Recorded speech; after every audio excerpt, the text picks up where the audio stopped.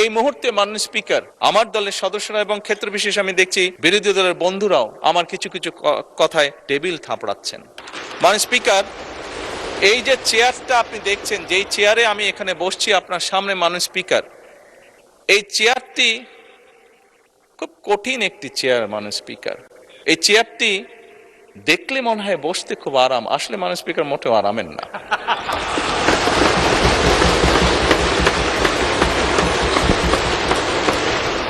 এই চেয়ারটিতে বসলে মাননীয় স্পিকার প্রতি মুহূর্তে মনে হয় যে আগুনে তপ্ত হিট আসছে মাননীয় স্পিকার।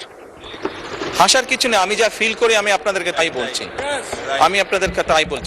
মাননীয় স্পিকার, এই চেয়ারের থেকে উঠে দাঁড়িয়ে আপনার সামনে বক্তব্যে আমি হয়তো অনেক পপুলার কথা বলতে পারতাম, যেটাতে আরো অনেক বেশি তালি হতো মাননীয় স্পিকার। কিন্তু এই চেয়ার আমাকে বলে যে আমি সবসময় পপুলার কথা বলতে পারি না, আমাকে সেটাই বলতে হবে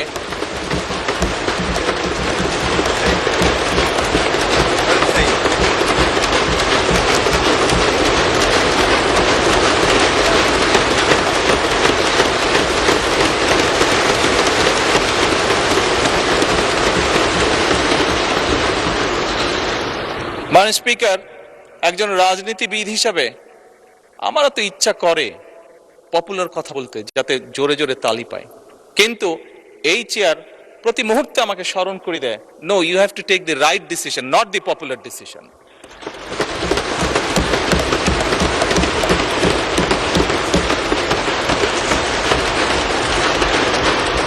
মাননীয় স্পিকার, আপনার মাধ্যমে আজকে এই সংসদের এই সবুজ চেয়ারে যারা বসে আছেন, আমি মনে করি আজকে বোধহয় আমাদেরকে সিদ্ধান্ত নিতে হবে যে আসুন আমরা পপুলার ডিসিশনে আলাপ করব না, আমরা আলাপ করব সঠিক ডিসিশনের ব্যাপারে, রাইট ডিসিশনের ব্যাপারে।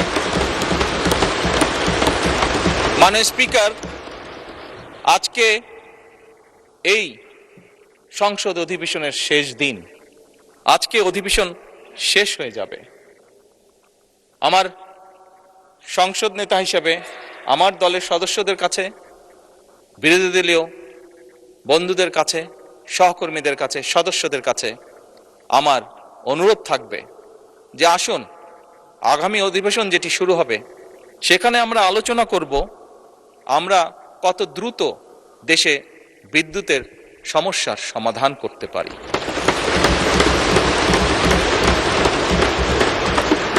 মাননীয় স্পিকার, আমরা আলাপ করতে চাই, আমি আলাপ করতে চাই আগামী সংসদে কত দ্রুত আমরা কত বেশি সংখ্যক মানুষের কর্মসংস্থান, দেশেই হোক বিদেশি হোক, তৈরি করতে পারি। মাননীয় স্পিকার, এই সংসদে দাঁড়িয়ে আমি আলাপ করতে চাই যে আমাদের শিক্ষা প্রতিষ্ঠান, আমাদের হাসপাতালগুলোতে কত দ্রুত শিক্ষা এবং চিকিৎসা সুবিধা আমরা পৌঁছে দিতে পারি।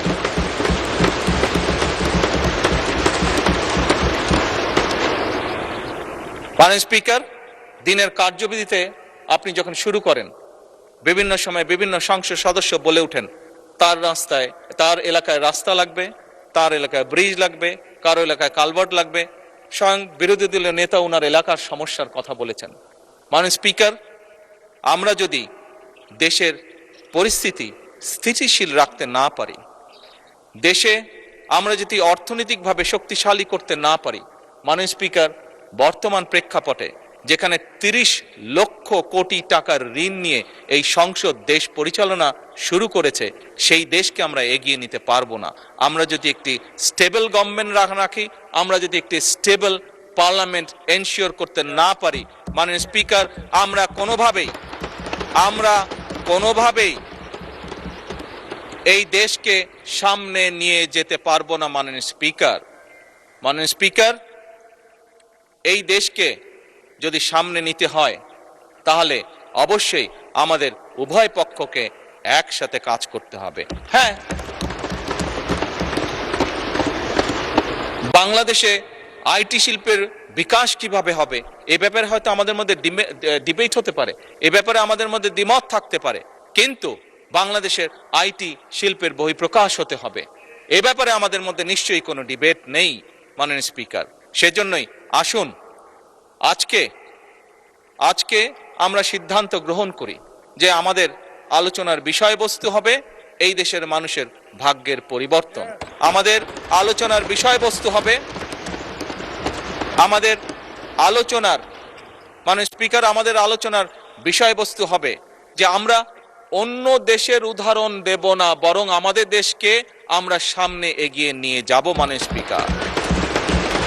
স্পিকার 1971 সালে এই দেশ যখন স্বাধীন হয়েছে, এই মুহূর্তে আমরা বিভিন্ন বিবেচনায় আমাদের দেশকে যদি স্ট্যান্ডার্ডে ধরি, আমাদের মতন অনেকগুলো দেশ ছিল যারা হয়তো 1972-73 সালে স্বাধীন হয়েছে, তারা আমাদের থেকে এগিয়ে গিয়েছে। মাননীয় স্পিকার,